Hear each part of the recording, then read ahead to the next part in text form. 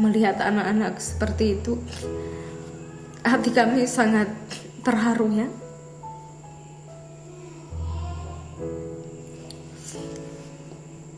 Awal mulanya saya memberi pintu besar kepada Alma bukan karena saya yang minta mereka datang, tapi mereka yang menawarkan diri. Bapak Uskup, kami mempelayanan kepada orang-orang berkebutuhan khusus di Merauke, silahkan datang.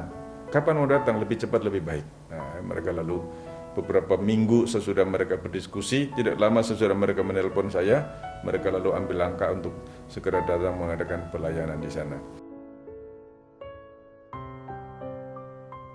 Sangat memprihatinkan, dan anak-anak itu pada umumnya tidak mandi.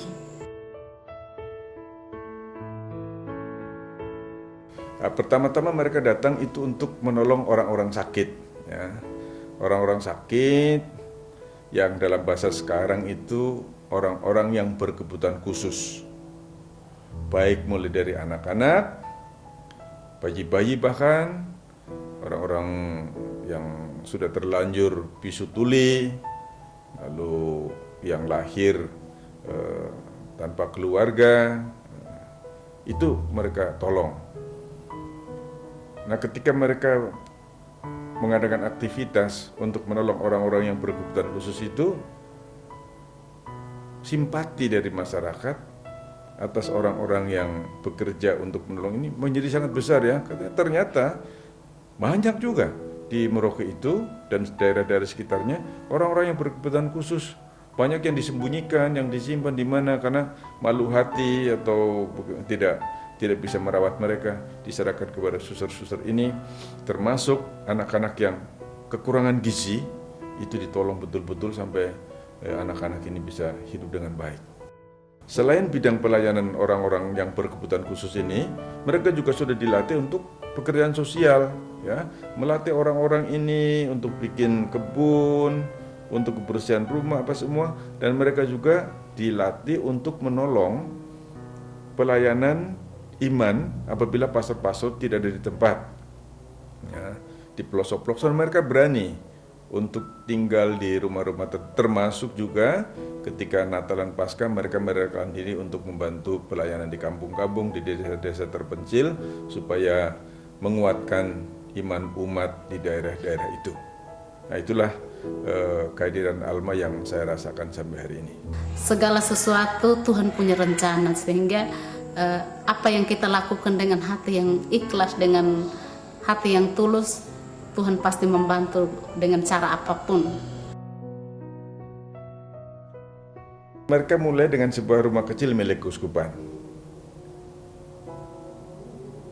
Entah bagaimana caranya, 2 bulan, 3 bulan sesudah itu mereka punya rumah sewa sendiri, dan sesudah 1 tahun ya, sudah bisa dimulai pembelian tanah. Sekarang di Kampung Domba namanya itu, di paroki Sang Penebus Merauke, mereka sudah punya rumah sendiri.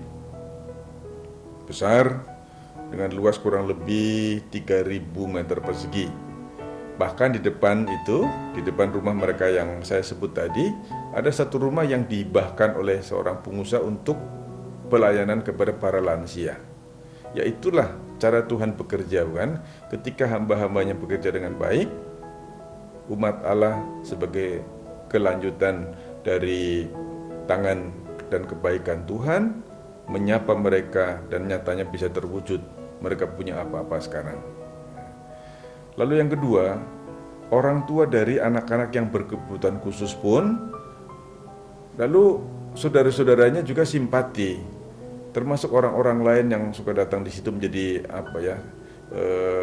kelompok pemerhati anak-anak yang berkebutuhan khusus. Mereka juga dengan sukarela menjadi bapak asuh, memberikan perhatian kepada anak-anak ini, yang lalu turut serta membantu apa saja yang dibutuhkan, entah itu dalam bentuk tenaga, dalam bentuk komunikasi dan lain-lain yang dibutuhkan. Yang jelas bahwa Alma di sana tidak kekurangan. Di rumah mereka itu kebutuhan air, kebutuhan makan minum untuk sepanjang tahun kayaknya tidak ada kesulitan. Nah, itulah Tuhan yang menyelenggarakan segalanya. memang Merauke ini menjadi pusat gitu ya. Tapi masih ada daerah-daerah yang belum terjangkau bukan? Jadi harapan saya selain Merauke ada juga komunitas yang seperti itu di kabupaten lain. Ya, sehingga itu di situ juga menjadi tempat pelayanan yang lebih besar. Kadang-kadang orang-orang yang punya anak-anak berkebutuhan khusus untuk sampai ke Alma di tengah-tengah kota itu juga repot banyak. Ya. Dan itu selain pelayanan kepada orang-orang berkebutuhan khusus, kehadiran para suster itu juga ikut mewarnai kehidupan iman. Nah, menurut saya ini dua hal itu tidak bisa dipisahkan. Kehadiran para suster sebagai tenaga profesional untuk kebutuhan khusus, tapi di sisi lain juga orang-orang yang berprofesi dalam arti terikat pada sebuah lembaga kerasulan awam, ya, yang dalam hal ini menghidupi sebuah spiritualitas belas kasih Santo Vincentius, itu kan? Jadi bukan hanya sekedar saya awam, ya, maka itu menyebut jadi juga suster-suster Alma yang mau seumur hidup katakanlah ya untuk pelayanan kepada orang-orang yang berkebutuhan khusus itu, tapi juga kepada iman umat. Nah, maka makin dekat dalam arti jarak ya, untuk pelayanan kepada saudara-saudara kita yang seperti ini juga memang dibutuhkan.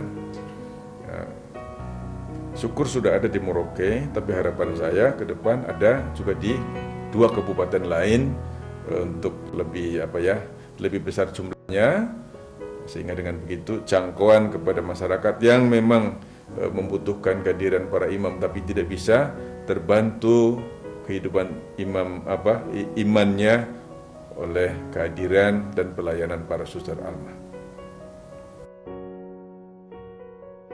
Ya, melalui media ini saya mau ucapkan terima kasih kepada Romo Jansen yang beberapa kali ya, saya kontak baik lewat telepon, tapi juga ketika saya hadir di Kompleks Alma di Malang sana, ketika ada acara-acara besar, beliau juga menunjukkan ini ya, kegigihan, semangat yang luar biasa, tapi juga keteladanan. Beliau mengatakan kepada saya begini, suster-suster Alma hidupnya itu justru di tengah-tengah orang-orang miskin, orang-orang berkebutuhan khusus, bukan di tempat di mana sudah nyaman. Ini sebuah spiritualitas yang luar biasa. Ya. Saya minta, Romo, boleh nggak suster-suster ini mengajar di sekolah? Monsinyur, tidak. Mereka harus tinggal di tengah orang-orang miskin. Itulah mereka. Menjadi jiwa, menjadi penyemangat dari suasana. Ketika pastor-pastor tidak bisa sampai ke tempat-tempat itu, suster Alma diutus untuk tinggal di dan pelayanan kepada mereka. Itu satu. Yang kedua, ucapan terima kasih juga kepada Ibu Pembina. Ya. Saya tidak direpotkan untuk urusan ini, urusan itu oleh suster-suster Alma ya, untuk urusan keuangan, untuk ini, retret apa semua gitu kan.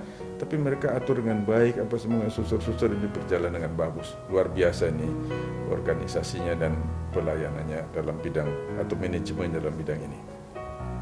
Lalu harapan saya yang ketiga adalah dimulainya komunitas lagi di KB dan di Midip Tanah, supaya dengan begitu lalu jangkauan untuk tadi hadir di tengah-tengah umat yang tidak bisa dilayani oleh para imam terjangkau oleh para suster kita. Terima kasih.